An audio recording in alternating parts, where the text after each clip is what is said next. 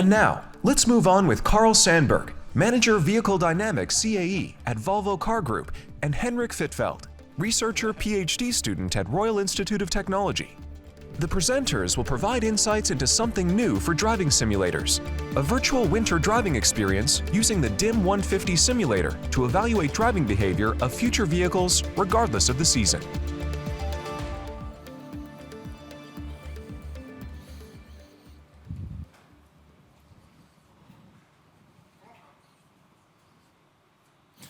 We want to provide you with the freedom to move in a personal, sustainable, and safe way. And add to that, at the Personal Driving Experience Center,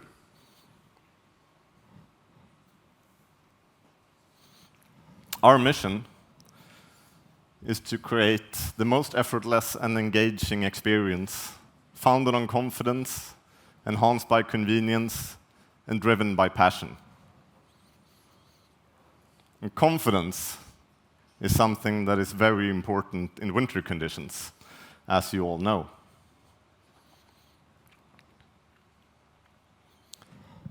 Winter conditions, we typically approach the limit of handling quite frequently, even for the average customer. So it's important that the vehicle is confident in all driving conditions. So ViaGrade helped us to create this virtual winter environment based on our test site up in northern Sweden.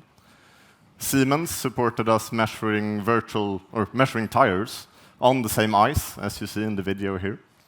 And that is what we've been using on the DIM 150. And there is a very important difference between how winter tires behave compared to summer tires, especially then in winter conditions. As many of you know, summer tires will have a very distinct peak, as you see in the blue curve here in the plot, with side slip on the x-axis and the generated force on the y-axis. In winter conditions, we don't really have this behavior. The higher the slip, the higher the force, typically. There can be a small peak, but typically there's no peak at all. And this means that the chassis tuning becomes quite different. And we need to take that into account during design of the vehicle.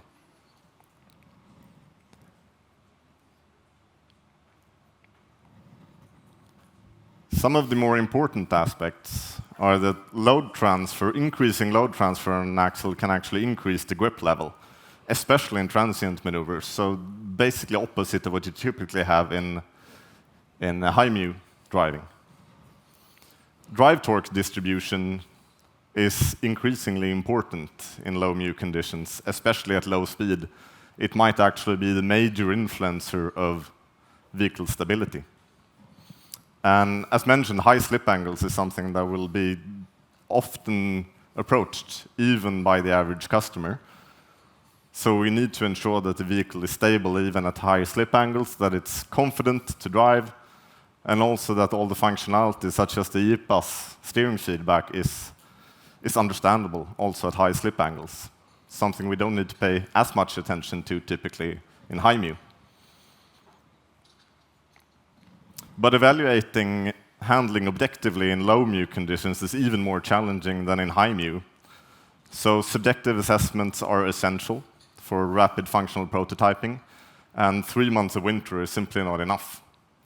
So we have 2 examples here showing what we can do in winter already with the DIM 150.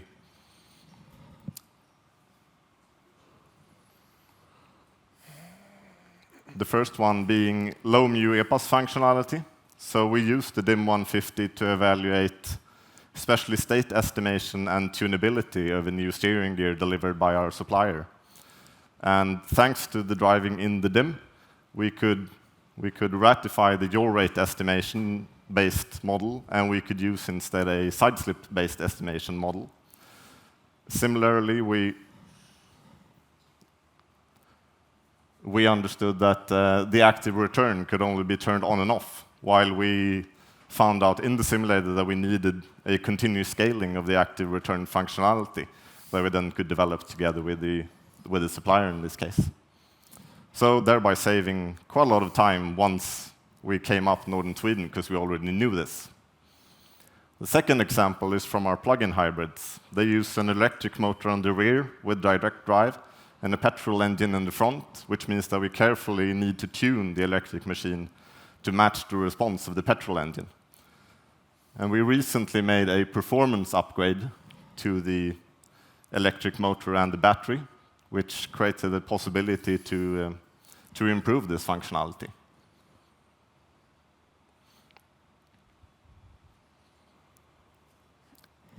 Sorry, it's very slow. And by driving that in the dim again, we developed a new feedback controller instead of the previous feed-forward controller. So torque distribution was based on a reference model compensating for the over and understeer. And all that torque distribution and response mapping was basically done in the DIM 150 before we went up to northern Sweden. And during the first week of testing, we could do the final tuning for the car, and then saving at least 1 or 2 expeditions during that winter season. And with that, I will hand over to Henrik to describe this PhD work to improve this even further. Thank you very much, Carl. Yes, so I will start with describing my PhD project, Objective Human-Centered Motion Queuing. In this topic, we have 3 aims. The first is to, using human-centered approach, we'll try to find out which aspects of the motion queuing is the most important for simulator fidelity. The second is to use objective methods and to develop an objective framework to evaluate motion queuing. So we can say that, okay, this motion queuing represents the vehicle in a good way. This motion queuing does not represent the vehicle. And we can do that objectively, so we don't need a physical car. And in the end, of course, we want to develop an improved motion queuing algorithm to let us close this virtual loop. As Carl said, we have been focusing on winter testing. And as I also mentioned, slip angles, slip rates, very important aspects of the vehicle stability and the vehicle stability challenge during winter testing. And in this project, we are asking ourselves, okay, how important is slip rate feedback in the vehicle stability evaluation in the simulator? So when driving, in real life or in the simulator, we basically have 3 main cues for slip angle, slip rate. The first is that you have the angle of zero torque moves when you start to slide. And the second is the visual input. You start to turn your head and look into the direction that you're going. And you turn your eyes. And the last one is the motion perception, where, for example, if you go into a corner, you get some yaw rate and get some side acceleration. And if you feel that the side acceleration is too low, then you know that, okay, now I'm slipping. And you feel that with the contact points, and you will feel that with your vestibular system. And this is what we are looking at, and this is where we want to find a good balance between lateral acceleration and yaw rate in the simulator. And just to give an example on how this works, so the black line here, this is the slip rate of a real vehicle, or the virtual vehicle in this case. And then you have red, which is a motion queuing slip rate, and the blue one, which is a motion queuing slip rate, but with a reduced yaw rate feedback. And you can see that there is a quite substantial difference between the red and the blue line. It has a large effect in theory. And we can also see that with the motion queuing, we're able to represent the slip rate very well for the onset part, but not so well during the washout, because we don't have infinite amount of space in the simulator, even though that you're getting quite close with the DIM 400, I guess. To start this investigation, we went to the northern part of Sweden and conducted a physical test where we have basically 3 vehicles: Vehicle A, Vehicle B, which is a rear-heavy C40, all cars were C40, and Vehicle C, which was a front-heavy C40. We conducted a subjective assessment where we had 4 test drivers, and they were let to test the vehicles in a pairwise comparison manner, so A versus B and A versus C. And we did this during 2 consecutive days, and they got 3 laps for each car. And the second day, we just flipped the test order. So this is the test track that we did our subjective assessment on. We had a slalom maneuver and a DLC to really let the test drivers evaluate the transient behavior.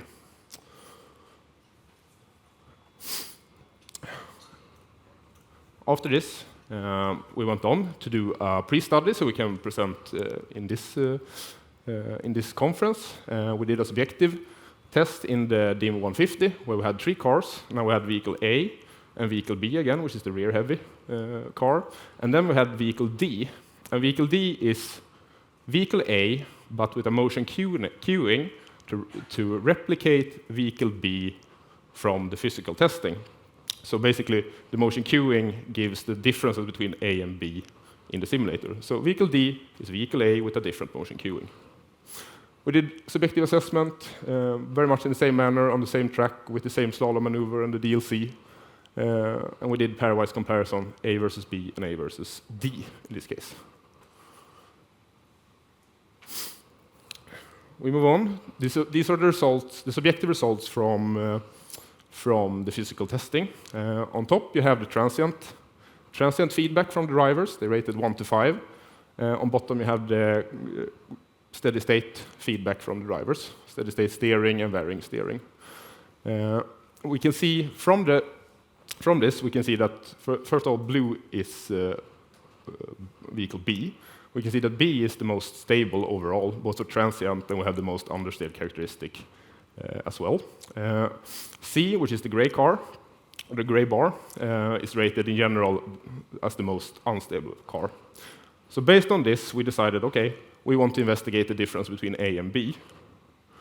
So we moved on, and we looked into the slalom maneuver. And now we did an average of 24 laps. So the plots you see here is an average of 24 laps. Blue line is vehicle B. On top, you have slip angle, slip rate, and the steering wheel angle.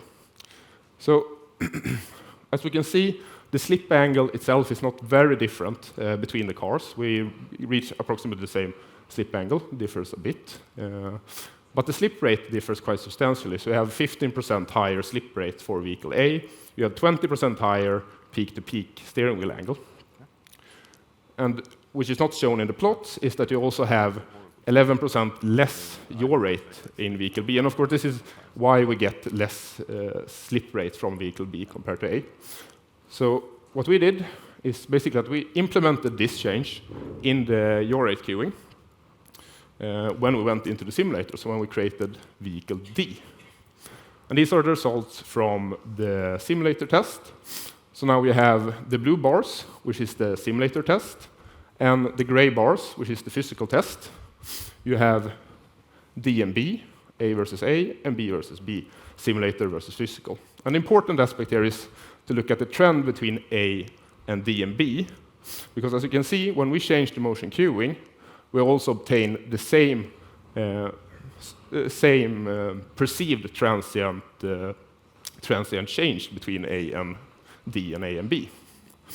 What we couldn't see as well was that we didn't change anything in the steady state characteristics, so the driver rated A and D the same in the steady state cornering.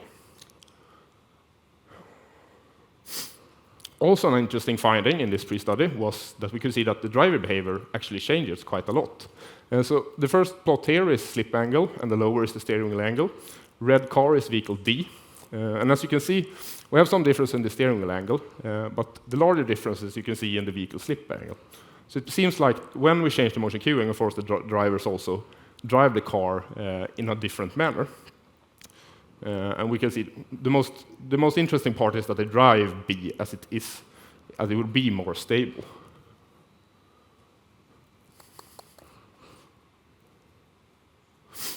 So the conclusions from this was that the simulator test shows that, okay, when we change the motion queuing, we can change the perceived transient dynamics of the vehicle.